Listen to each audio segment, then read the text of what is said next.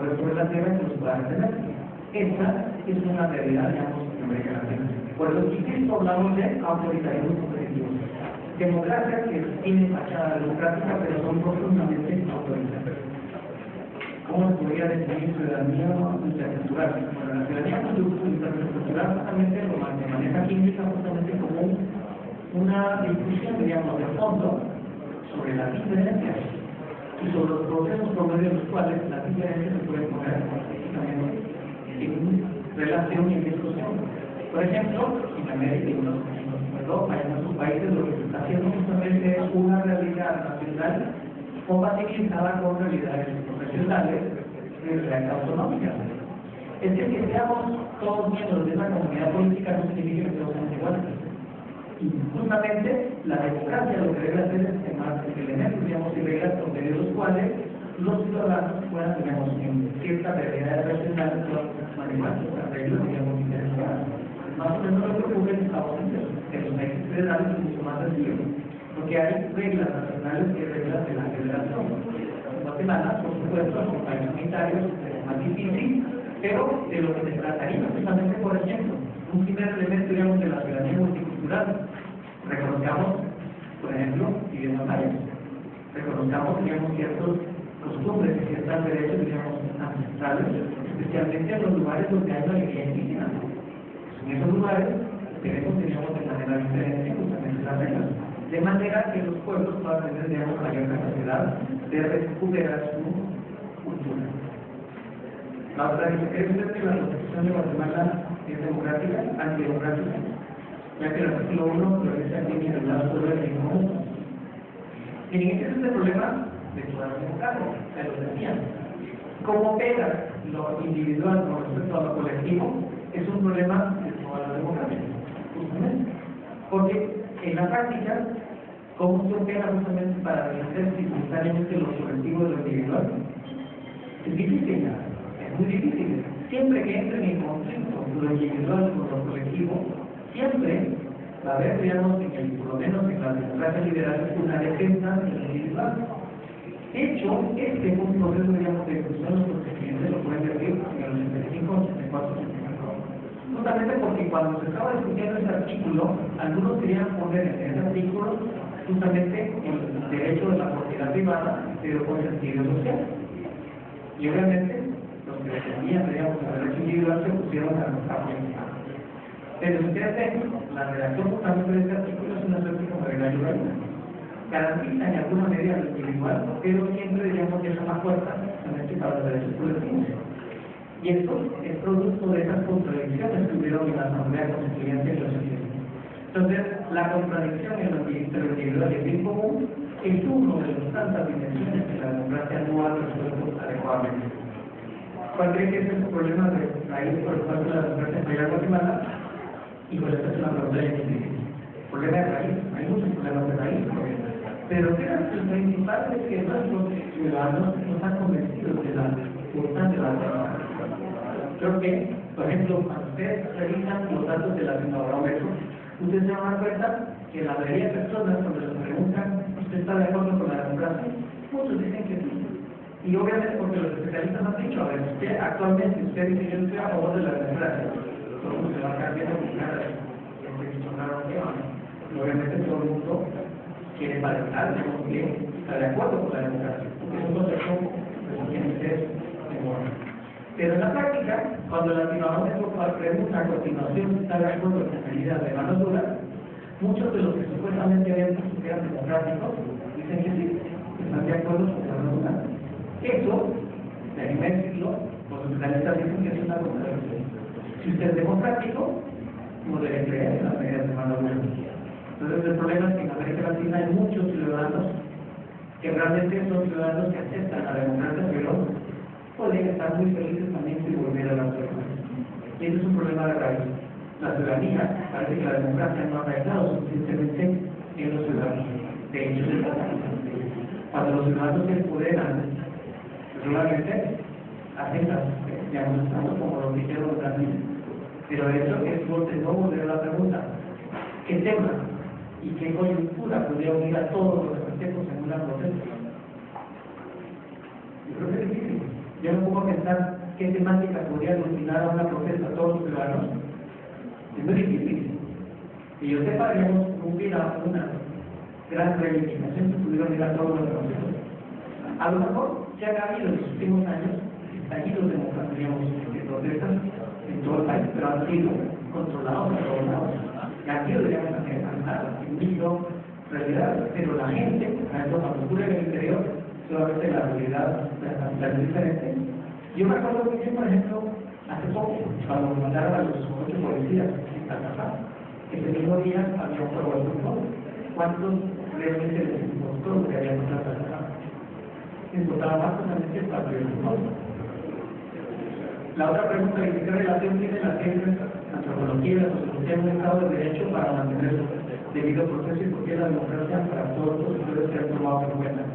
Vean, la ley, las reglas morales, digamos, las reglas jurídicas justamente tienen alguna relación con lo que espera la ciudadanía, justamente porque en la práctica los juristas han dicho justamente que las reglas jurídicas deben estar basadas en el fundamento, digamos, de lo que son las sociedades.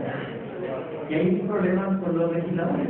Cada vez que los legisladores estén aplicando nuestra legislación, se van a todas partes del mundo a ver cómo, digamos, recuperan leyes y después las traen para acá.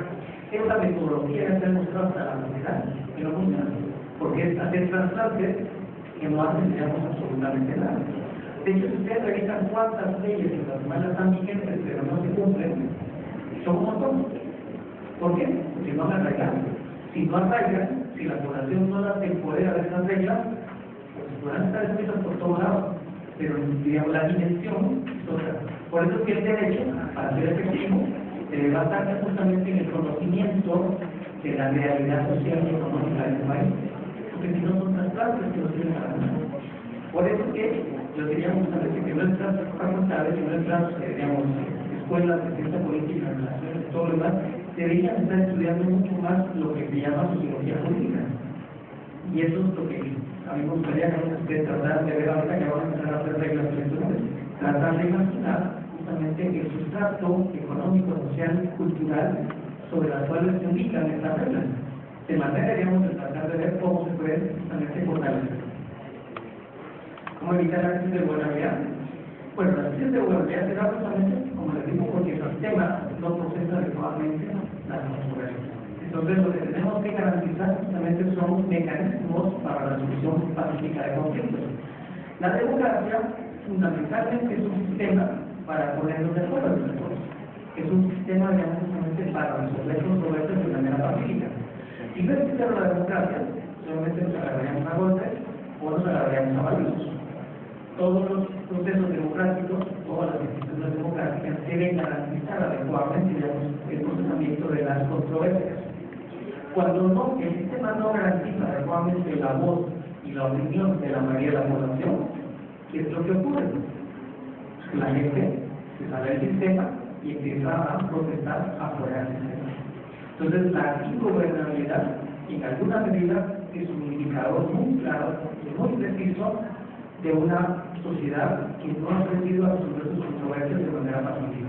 Entonces, lo que hay que hacer, como justamente en esta presentación que teníamos, solamente hay que profundizar los mecanismos de la democracia, hay que institucionalizar de mejor manera los mecanismos de participación, de manera que los ciudadanos ya no tengan necesidad justamente de salir a las calles a protestar y hacer cosas violentas y a recurrir a la violencia, porque van a tener mecanismos por medio de los cuales van a ser políticos. Por supuesto, en la realidad nacional parece muy lejano, pero obviamente hay que trabajar para alcanzar eso. Otra pregunta dice: ¿una democracia que ha sido desviada de su objetivo principal puede cambiar de rumbo y volverse efectiva? Pues eso yo me preguntaría a todos y cada uno de ellos. Eso depende realmente de nosotros. Y eso es como muy complicado, ¿no? Una democracia que se ha desviado de rumbo, como en el caso de Guatemala, por ejemplo, realmente hay una gran tarea, digamos, para volverla a encauzar. Pero yo creo que no es imposible. Lo estábamos discutiendo justamente con unos colegas hace un tiempo cuando discutíamos el tema de las democracias en el mundo árabe, o más bien lo que se llamó la primavera en el mundo árabe.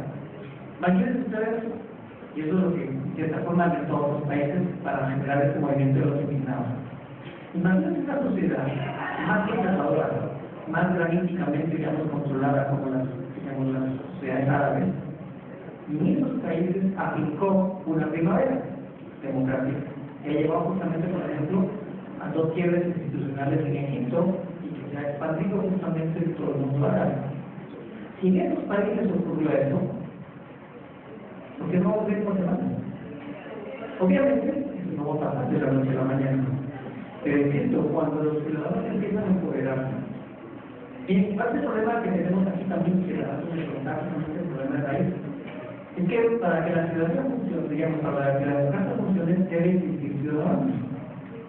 Y un ciudadano no se crea, por supuesto, cuando ustedes cumplen 18 años, pues obviamente les dieron la cartilla. Ahora que están a los jóvenes les van a dar su PDI. Eso es justamente el elemento fundamental que les demuestra, con esa, digamos, PDI, con esa cartilla que les dan, pues obviamente les demuestra que ustedes son ciudadanos. Pero esa ciudadanía legal que tiene también la conexión con la sociología, la antropología, la demás ciencias, ese ciudadano legal debe encarnar un ciudadano real, debe encarnar que la ciudadanía es un estatus, pero también, digamos, es una condición. Y la mayor parte de los guatemaltecos son ciudadanos nada más formalmente hablando, pero en la práctica su mentalidad es la del súbdito. Tenemos muchos súbditos realmente que están esperando que nos vengan a dar los equipos repuestos. Ustedes recuerdan hace 4 años, por ejemplo, un poco más, 5 años, 6 años, cuando estaba el ingeniero Polo como el actual presidente de la República, lo que criticaban a los otros candidatos también eran que eran más robots. Entonces, la verdad se fueron por la más robota. Bueno, pues parece que ninguna de las dos era fundamental. De eso se demuestra la fascinación autoritaria que tenemos los guatemaltecos. Estamos esperando muchos cada 4 años lo que están esperando en sus nombres al estilo de los viejos dictadores que nos han adelante. Entonces, ese es el gran problema. Los ciudadanos en Guatemala no hemos considerado adecuadamente, digamos, nuestra capacidad y por lo tanto estamos todavía luchando adecuadamente por esta democracia. Si queremos democracia en Guatemala, ¿qué se debe hacer? Concretamente como ciudadanos. Bueno, es lo mismo, ¿no? Claro que lo decía, tenemos que empezar a pensar como ciudadanos. En una democracia, en todas las democracias del mundo, los gobiernos no hacen exactamente lo que los ciudadanos quieren. Pero cuando los ciudadanos, digamos, ven que sus gobiernos se están desviando, por ejemplo, resolvemos el caso de Brasil. Es un caso para todos los analistas sorprendente, porque como muchos dicen, fue como un trueno en medio, digamos, de un día soleado. Fue como una tormenta sin nubes. ¿Cómo ocurrió eso? Nadie se imagina. Solo tenemos a repasar algunos de los elementos que ocurrieron en Brasil. Primero, Brasil desde la época de los 60, 70, cuando era para ganar todas esas cosas, cada vez que había fútbol, los ciudadanos brasileños se olvidaban de todo, lo que algunos llaman el fútbol. Cada vez que salía el equipo de fútbol, los ciudadanos brasileños borraron cuenta nueva y se olvidaron por un día de los ciudadanos. Entonces, primera gran contradicción de esta manifestación. Pues en la práctica justamente se dio en medio de un campeonato de fútbol. Y después incluso en la final, cuando Brasil le ganó a la favorita España, obviamente se dieron cuenta que había manifestaciones afuera. Eso fue bonito en la historia de Brasil. Nunca había ocurrido. Segundo punto, ustedes se dieron cuenta que en Brasil, en los últimos años, se ha dicho, digamos, que Brasil es una potencia emergente. El presidente, digamos, de Brasil, o la presidenta en este caso de Brasil, ha estado en los principales foros económicos mundiales y sus indicadores de desempeño económico han mejorado ostensiblemente. Además, los programas sociales de Brasil han sacado de la pobreza a muchos ciudadanos. Entonces, era un desempeño mejor del gobierno, un desempeño económico mucho mejor, una potencia emergente a nivel económico y a nivel, digamos, futbolero. Y además, en medio de un campeonato de fútbol que era la pasión número 1 de los brasileños, ¿quién se iba a imaginar que en ese momento iban a estallar las protestas? Absolutamente nadie. Y debe ser que hay otro elemento fundamental en las protestas de Brasil. Cuando surgen las protestas que fueron muy espontáneas, los partidos políticos trataron de llevar a voz molino. Trataron justamente de acaparar esas protestas de manera, digamos, de ponerle una bandera política. Y por eso estaban constantemente por dos manifestaciones. Eso significa que cuando los ciudadanos descubren su poder, son contenidos.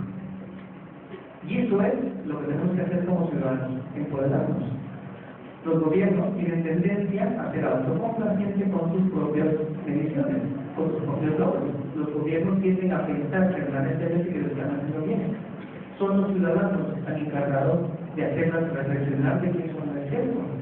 Pero eso significa que no tienen que esperar que alguien más lo haga, que tienen que tomar su propia voz y tienen que organizarse de manera, digamos, que sean movimientos.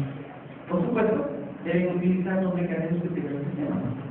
Y obviamente, paradójicamente, uno de los mecanismos más importantes que tiene la democracia es el sistema de partidos. Es participar, pues obviamente políticamente, participar electoralmente, que sobre todo de las realidades están sumamente evaluadas en este país. Entonces, es empezar a pensar de manera diferente y empezar a ver, como les digo, las reglas electorales como un elemento fundamental de esta democracia. Y la última pregunta, ya para no aburrirlos, si la ciudadanía nos da igualdad, ¿por qué hacer diferencias técnicas y eso viola el principio de universalidad y de igualdad frente a la ley? Menos mal que me preguntaron eso, porque esa es una de las palabras más grandes justamente en la teoría política. Obviamente esto remite a una realidad que fue, digamos, cómo se crearon los Estados-Nación. Los Estados-Nación justamente hacían el mito justamente de la igualdad.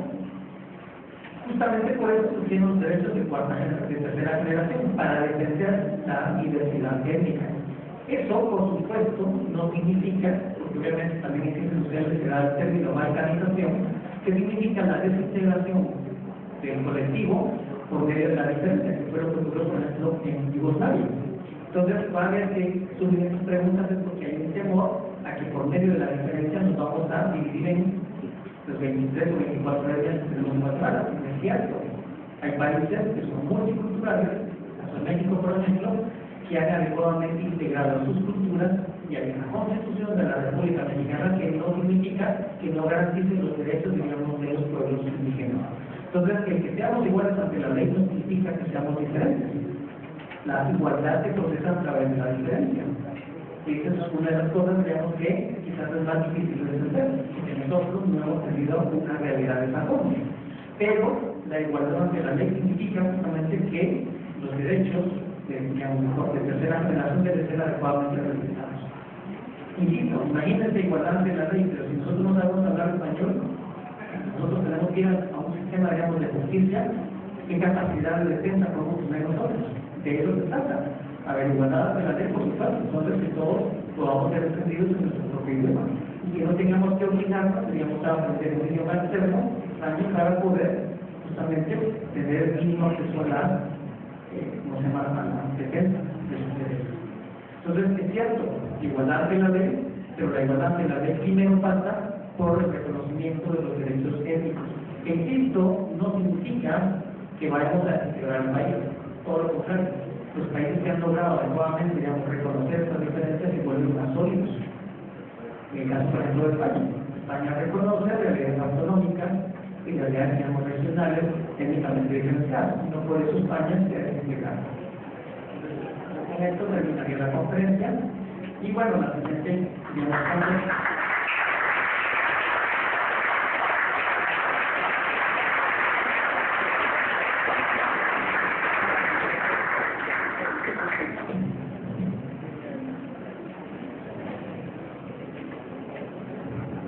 bueno, ruego otro aplauso para el doctor Max. La verdad es que